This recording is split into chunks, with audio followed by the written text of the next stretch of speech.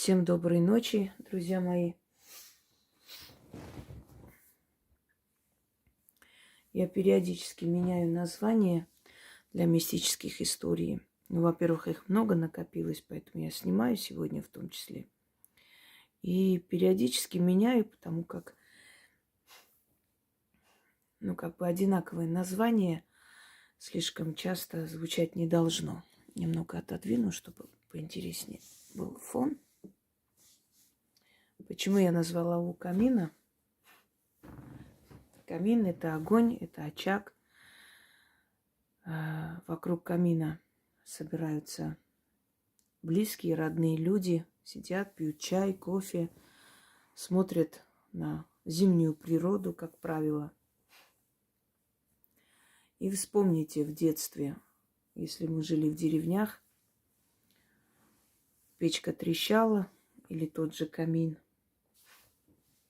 На улице зима, ночь. И о чем мы говорили? Рассказывали страшные истории. Человек так устроен, он любит сидеть в тепле, с чашкой чая, в защищенности и рассказывать или смотреть какие-нибудь ужастики. Наша психика так устроена, что, знаете, в древние времена патриции Рима говорили друг другу, советовали: если хочешь, чтобы женщина тебе отдалась, отведи ее на гладиаторские бои. То есть, глядя на эту кровь, этот ужас, у нее просыпается внутренняя страсть и какое-то удовольствие. Она готова побыть с тобой после. Почему так происходит? Вот, например, многие женщины терпят... Ой, телефон упал. Терпят побои, издевательства и остаются. И говорят: вот, все-таки люблю и прочее. Оказывается, что точка, отвечающая за боль в мозгу человека и за удовольствие, они расположены рядом. Поэтому, нажимая на боль, ты нажимаешь, по сути, еще и на точку удовольствия. И вот боль, страх, ужас, они расположены, эти точки, рядом. Поэтому, когда мы слушаем мистические истории, смотрим какие-то страшульки, у нас начинается внутреннее удовольствие, удовлетворение от того, что мы в тепле, в защищенности, у нас все хорошо, а где-то там что-то страшное происходит, но это не с нами. Быть может, человек больше ценит свою жизнь, свою безопасность. Правильно? Мы обычно, когда вот по этим лестницам уже сколько раз сегодня кто-то поднимается. Мы обычно, когда сравниваем с жизнью других, с тяжелой жизнью, тяжелой судьбой, мы ценим свою жизнь и судьбу больше, потому что мы понимаем, что у нас этого нет. Что у нас, в принципе, все хорошо. Меня раздражают уже эти шаги по дому.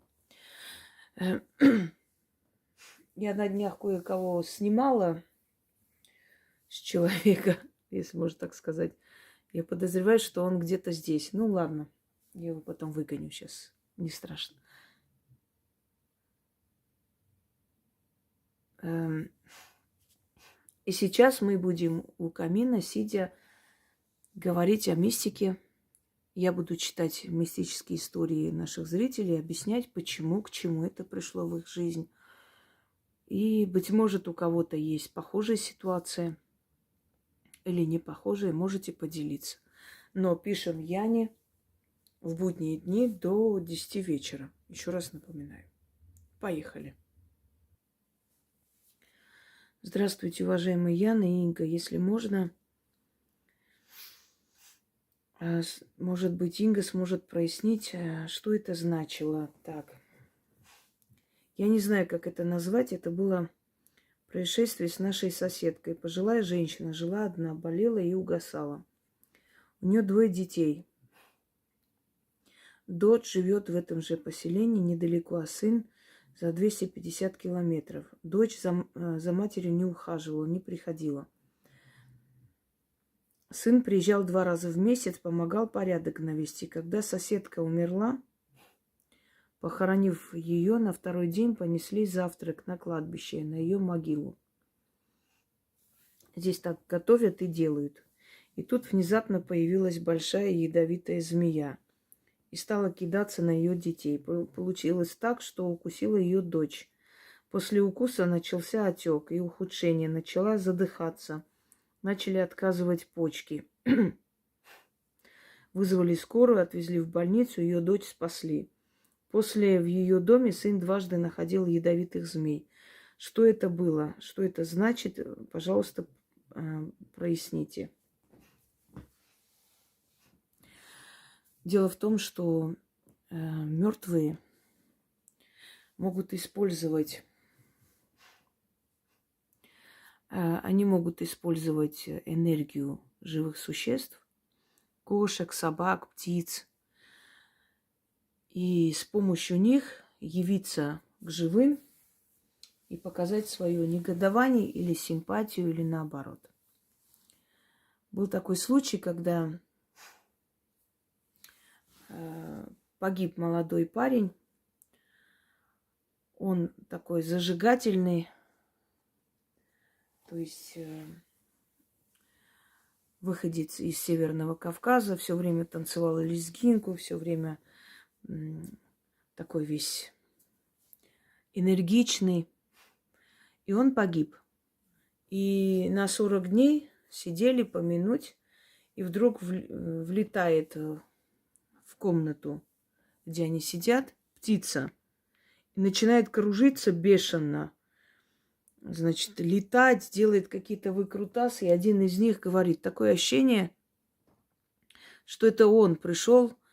Смотрите, как похоже на его вот это вот лезгинку, на его вот этот зажигательный танец. И все обомлели. Они используют силу, энергию живых существ, чтобы показать либо свое негодование, либо предупредить о чем-либо. Почему змея кидалась на ее детей? Конечно, есть люди, которые иногда заслуживают вот эту смерть в одиночестве, чтобы стакан воды некому было подать. Потому что когда этим детям нужна защита, быть может, мать, например, предпочитала защищать своего алкоголика мужа, а не детей. Поэтому судить детей, знаете, иногда там, ой, бедный старик, а дети не помогают. А что этот бедный старик вытворял в свое время, никто не помнит. Может быть так, а быть может, просто дети сами по себе такие, и как бы не было внимания к матери. Когда после похорон они пошли туда, вот почему на дочь кинулась змея, а не на сына, потому что сын приходил и ухаживал за ней, помогал ей более-менее как мог. А дочь, которая жила рядом, не заходила.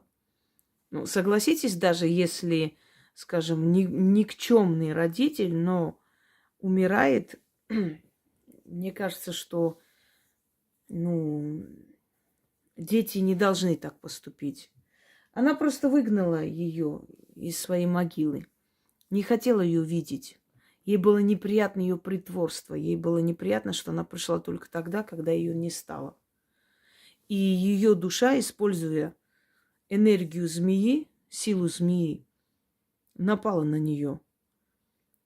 Отомстила, то есть сделала больно. Точно так же, как ей было больно от осознания того, что она умирает, а ее ребенок рядом не приходит даже смотреть, что там с ней происходит.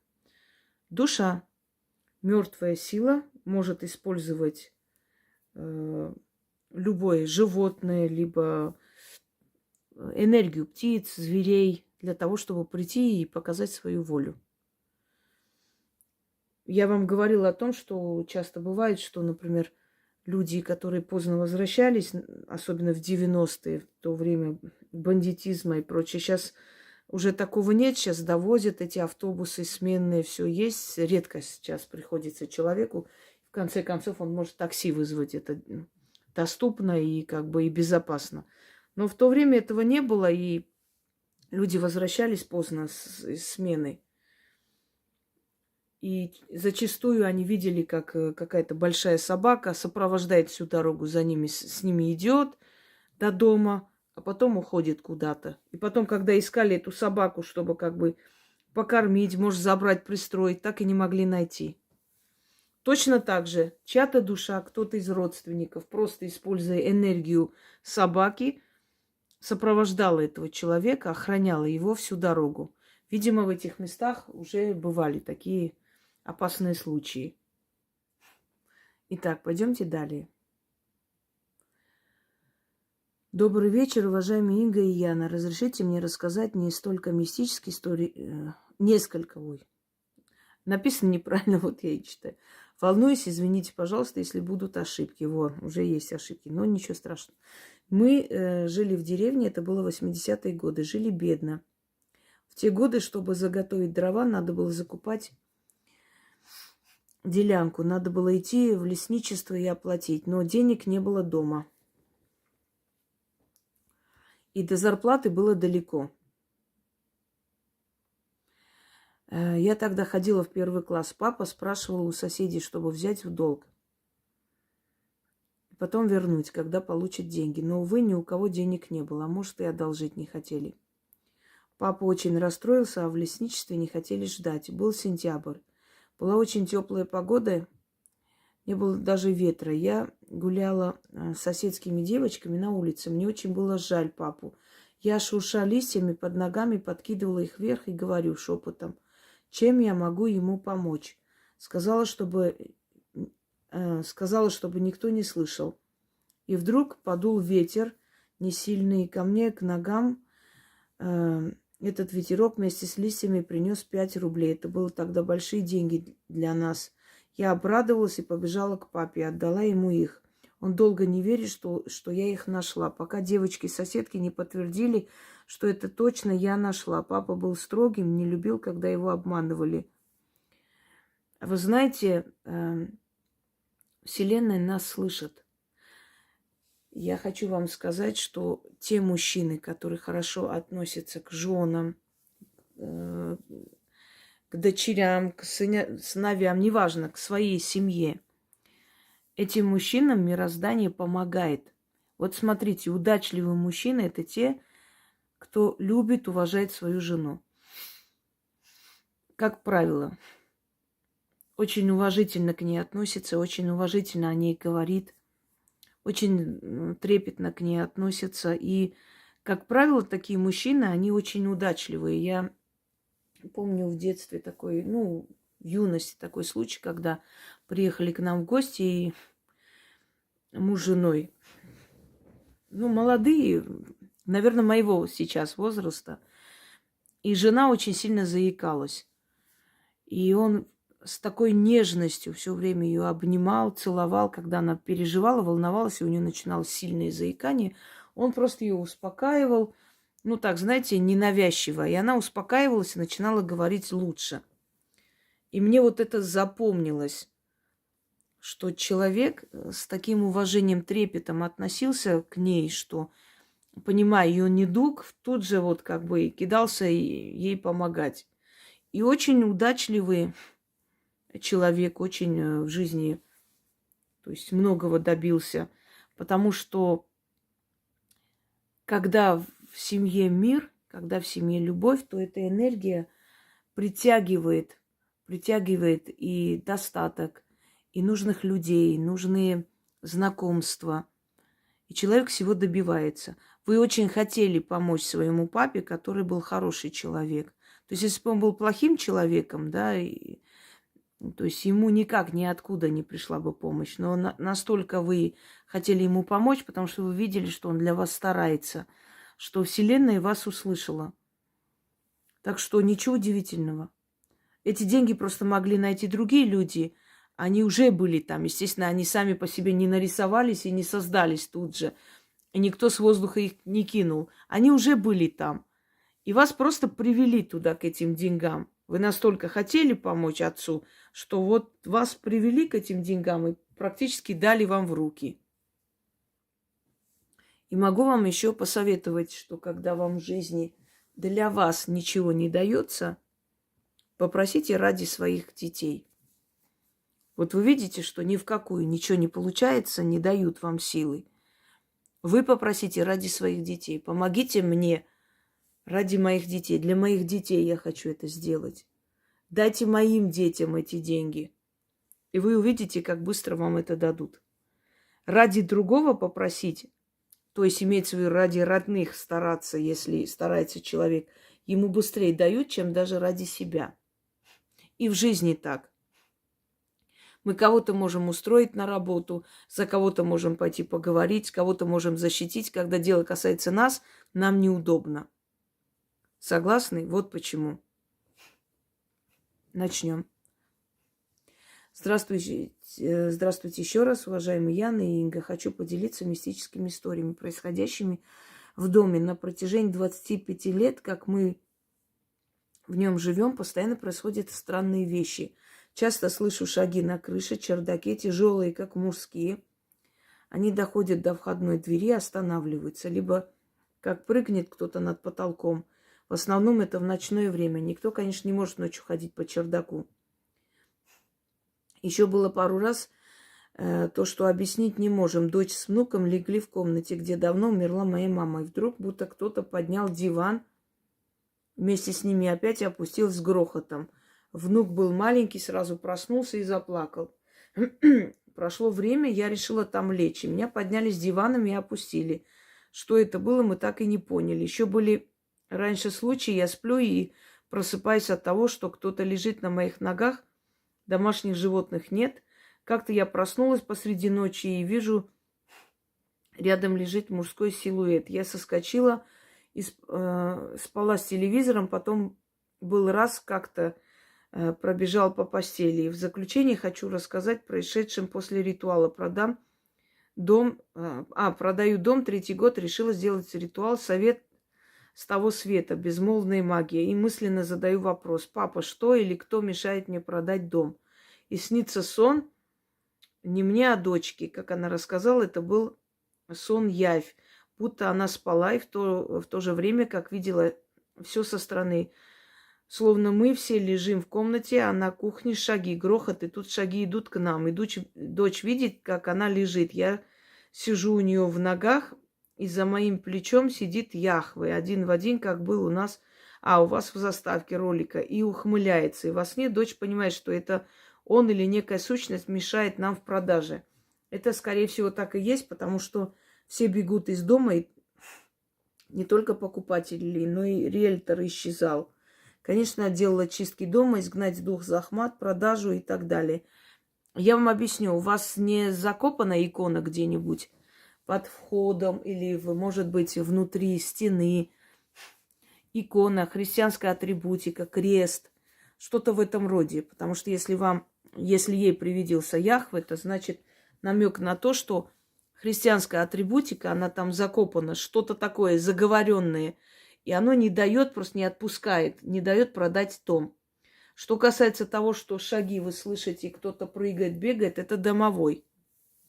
Это ваш дух дома, но он к вам плохо относится, он вас не любит. Вам нужно задобрить этого домового для начала, подружиться с ним, а после уже попытаться продать дом.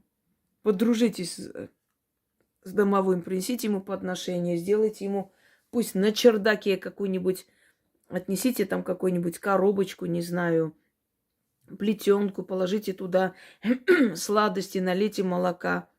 Сначала подружитесь с домовым, потому что если домовой к вам хорошо относится, он может исполнить вашу просьбу. А потом попытайтесь уже делать ритуалы на продажу дома. Но перед этим подумайте, где могли быть закопаны или захоронены, или замурованы христианские атрибуты, и там есть, скорее всего, что-то такое, как оберег этого дома. Ну, для оберега делали, но он на самом деле удерживает, закрывает все пути и дороги всех людей к этому дому. Понимаете, он не дает, он как закрыл этот дом от всех и сделал его зловещим. Не продается никак, собственно говоря. Вот поэтому Яхве и пришел. что намек на христианскую атрибутику. Что касается того, почему он вас поднял с диваном, это его излюбленное место. Если домовой какое-то место, знаете, полюбил, вот взлелеял какое-то место, вам там делать нечего. Если там душат, бьют, значит, это его место. Там просто спать нельзя, и все. Сидите, смотрите фильм, не знаю, и уходите оттуда, но не спите там. Не пускает, это его место. Это его уголок. Вот он и будет и душить, и бить, и царапать, и поднимать. Это, представьте, с диваном поднять, это он хотел вас оттуда скинуть. Вот как мы навязчивую там кошку, да, скидываем, выкидываем, поднимаем, чтобы она убежала оттуда. Вот то же самое с вами. Подружитесь со своим домом. Вы не любите этот дом, а этот дом не любит вас. А жить на месте, то есть в том доме, где вам неуютно, некомфортно, где вас не любят, где вы не любите, там и достатка ничего не будет. Надо подружиться. Когда я в Москву приехала, в этой квартире, все рассказывали вообще про эту квартиру какие-то ужастики. Это как черная дыра. Там кто ни жил, все терял. И бизнес, и работу, и потом убегали, оставляя долги в этой квартире.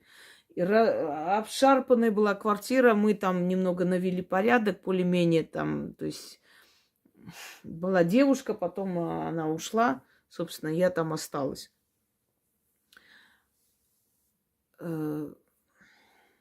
Но я поняла, что с этой квартирой надо подружиться. Там тоже была ходьба, там было очень такое ощущение, как будто я нахожусь в каком-то склепе. Мне даже ночью будили с такими словами «убирайся отсюда». И потом я поняла, что мне нужно просто подружиться с духом дома. Я такой человек, что я не люблю переезжать туда-сюда. Вот есть люди, которые, спокойно переезжают с одного места на другое. А мне, понимаете, я там работала, и чем дальше, тем больше копилось там очень много и даров, и имущества, и всего. И мне было все время тревожно, что, мало ли, в любой момент он скажет, я продаю дом, и вот куда я это все вывезу? Это же все, это как бы все мое и не совсем мое, потому что в любой момент, если человек придет, там закроет вот, его двери, сколько бывает таких случаев. В принципе, они неплохие люди, но мало ли. И я понимала, что переезжать я никуда не хочу, но я перееду только в свой дом. И я упорно там жила и переехала в свой дом. Собственно, так и было. Но почему эта квартира мне дала очень многое, я начала с ней дружить. И она начала меня защищать. И если там какие-то страдания, трудные годы проходили в моей жизни, они перестали. Они прекратились, остановились, и я просто начала жить. Понимаете, эти духи, которые всех гнали оттуда и гнобили, они меня полюбили. Они меня начали оберегать, одаривать, помогать. Вот то же самое, если вы не любите место, в котором живете, это место вам ничего хорошего не даст. И дом вас не будет любить, и вы не будете дом любить, а значит, благополучия там быть не может. Подумайте над моими словами. Подружитесь со своим домом для начала. И, может быть, потом вам даже уехать не захочется. Начнем. Яночка, здравствуйте. У меня появились вопросы к уважаемой Инге на тему мистические истории. Первый эпизод произошел 2 месяца назад. Захожу я днем в своей квартире на кухню. У меня на плите сидит таракан, смотрит на меня. Может, это и не таракан был, а какой-то другой насекомый, но я подумала, что таракан. Очень расстроилась, так как теперь придется их как-то выводить, изводить. А у нас в этой квартире за 15 лет проживания их не было. Я быстро подскочила, хотела его прихлопнуть, а он ускользнул и будто растворился. Несколько дней я ждала, что придут еще тараканы, но больше никого не появлялось. До сих пор под впечатлением от его взгляда. Он смотрел на меня, как будто все понимал. Кто это мог быть, или я себе напридумывала. Мог ли, например, домовой явиться в таком обличии? Да, может. Духи иногда проявляются в виде червяков, в виде каких-то насекомых. И на кладбище даже зимой могут проявить себя какими-то огромными насекомыми. Это недовольство какое-то. нежелание сделать что-то, что вам хочется. То есть вот дух дома таким образом, вызывая у вас отвращение, злость, дал понять, что что-то вы не так делаете в этом доме. Может быть, люди, которые к вам должны приехать или приехали, может быть, эти люди были не очень порядочные и хорошие, поэтому сила, то есть дух дома дал понять, что ему это не нравится. Не нравится компания, которая у вас собирается. Все что угодно это может быть, но это действительно дали вам понять, что что-то не так. Тоже попробуйте подружиться с домовым. Но больше всего обратите внимание на людей, которые к вам приезжают. Или которые собираются к вам приехать. Может быть, собираются приехать в ближайшее время. Это не просто так. Такие проявления происходят или после того, как неприятный человек уехал, или до того, как неприятный человек должен приехать. И они, предчувствуя что-то неладное, вот так себя проявляют. Второй случай произошел неделю назад. Я встаю поздно, так как поздно ложусь. И вот утром, перед тем, как проснуться и встать, я ощущаю сквозняк, а этого не могло быть. А потом кто-то начал сильно меня толкать за шею. То ли хотели, чтобы я встала, то ли что-то хотела мне сказать. Я очень сильно испугалась, не могу забыть это ощущение. Если в доме сквозняк, вот внезапно ветер и начинает душить, это означает, что какой-то портал у вас дома открылся, но не всегда это надолго, это иногда бывает на время. Понимаете, духи, они перемещаются в пространстве. Ой, опять телефон. Они перемещаются в пространстве и проходят сквозь наше пространство, сквозь наши стены и то место, где мы живем. И в этот момент мы можем увидеть их иногда. Тени проходят. Вот сидишь там на кухне, чай пьешь, а потом тень прошла какая-то. Даже человек может пройти просто мимо нас, вот так прошел и исчез, растворился, в стену прошел. Это возможно. У нас бывают и такие сильные дни, бывают необычные дни, бывают какие-то древние праздники, когда открывались врата, и духи могли более быть активны вокруг нас и прочее. Во время войн так бывает, когда очень много погибших, не нашедших покой душ, они начинают вокруг нас ходить, и, собственно говоря, мы ощущаем их присутствие. Но если сквозняк и начинает душить, это некая непокойная, неупокоенная, да, не нашедшая свое пристанище душа, которая проходит сквозь наши стены. Каким-то образом она там оказалась, как угодно. Это может и с человеком прийти. Вот у вас был гость, а вот за ним ходит эта неупокоенная душа. Она у вас осталась. А может, осталась на время, потом снова пойдет за ним. А может, навсегда осталась. Есть иногда вот гости приходят и начинают говорить, что ой, так плохо я спала у вас дома, что-то мне нехорошо, всю ночь неуютно. Это он просто первый раз ощутил ту самую душу, которая привязалась к нему и ходит за ним по пятам. А потом эта душа может остаться в вашем доме. Или какой-то портал открывается, или вы какую-то ошибку допустили и дали возможность этим неупокоенным душам собраться в вашем доме хоть на время даже. Начинает душить, толкать, щипать, да, начинается сонный паралич. Но, как правило, если это сквозняк именно, вот если ночью внезапно просыпаетесь, когда воздуха не хватает, кто-то душит вас, и вы не можете рот открыть, говорить, парализует. Это одно. А когда именно сквозняк, ветерок, это, как правило, мертвец, мертвая душа, которая нападает. Нападает для того, чтобы забрать как можно больше энергии страха у вас и забирает. Потому что это ужас, страх, вы не можете ничего сделать, вы не можете даже глаза открыть иногда. Вот вы понимаете, что вас мучают, но вы не можете открыть глаза. Надо вам чистку дома провести в таком случае. Он может один раз так сделать, а может периодически повторить, может и агрессивность проявить. Понимаете? Далее. Так. О разговорах на посиделках с котом-бегемотом. Здравствуйте, уважаемая Яна. Здравствуйте, уважаемая Инга. Как-то в детстве с подружками заигралась в прятки. До темноты на улице игра проходила у подъезда многоэтажного дома. Нужно было спрятаться и потом бегом опередить ведущего и коснуться двери подъезда. Произошло как-то так. Ведущая девочка и несколько игроков бежали к подъезду. И в этот момент к соседнему подъезду подошел мужчина в черном плаще и шляпе и зашел. Мы в этот момент остановились как вкопанные, причем в таких позах на бегу, в которых устоять невозможно. Должны были упасть. Так и стояли. Пока этот человек не вышел из него, мне было 10.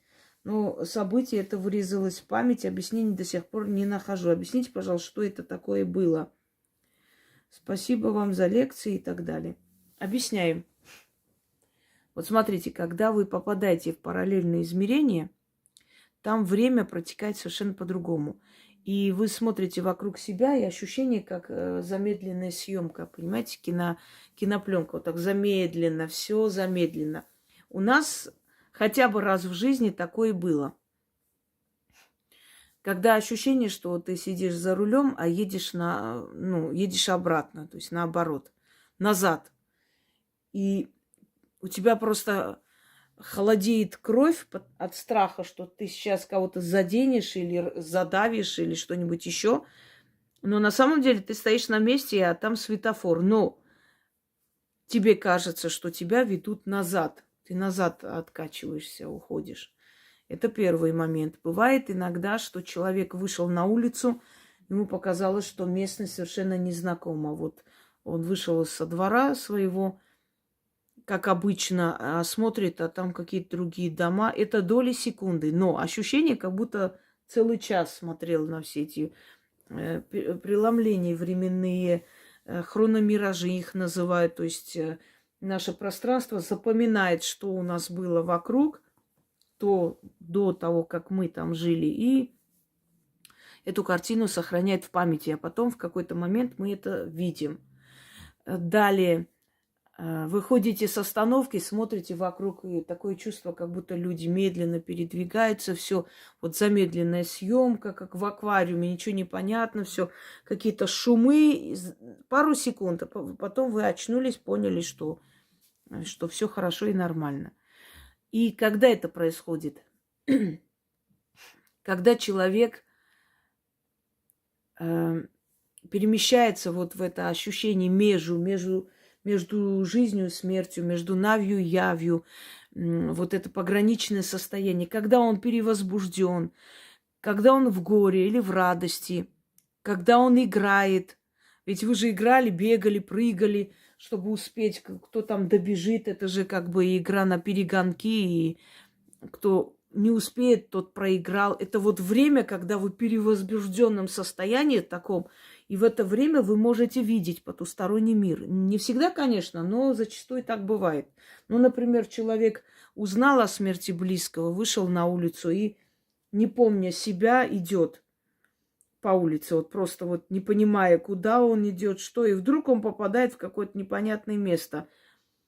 Старые дома, значит, эти фаэтоны разъезжают, он не может понять, что происходит, ему кажется, что он попал в какое-то место, где снимают фильм, площадку, да, киноплощадку, а потом это исчезает, тут же машины появляются, люди в современных одеждах.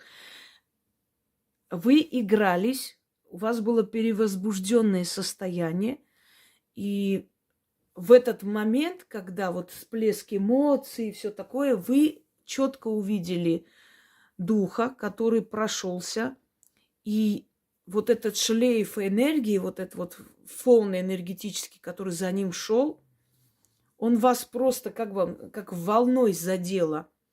И время пошло по-другому. Вы поэтому и застряли в этих позах, потому что время вы переместились в другое измерение, находясь в этом мире.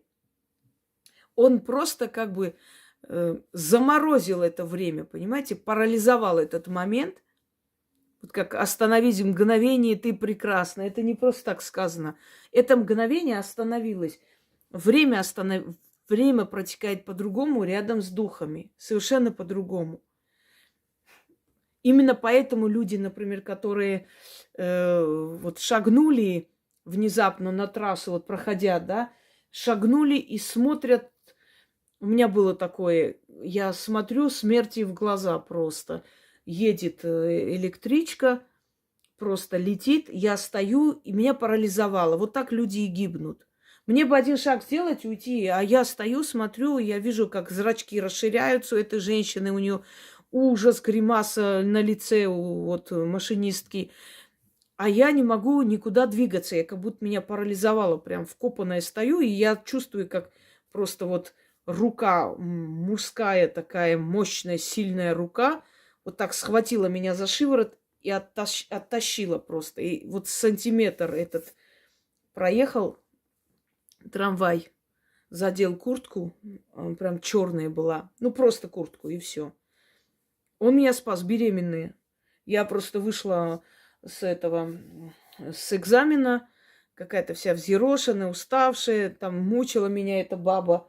И я в таком состоянии вот непонятном, то есть уставшем, вот тоже так пограничном состоянии, шла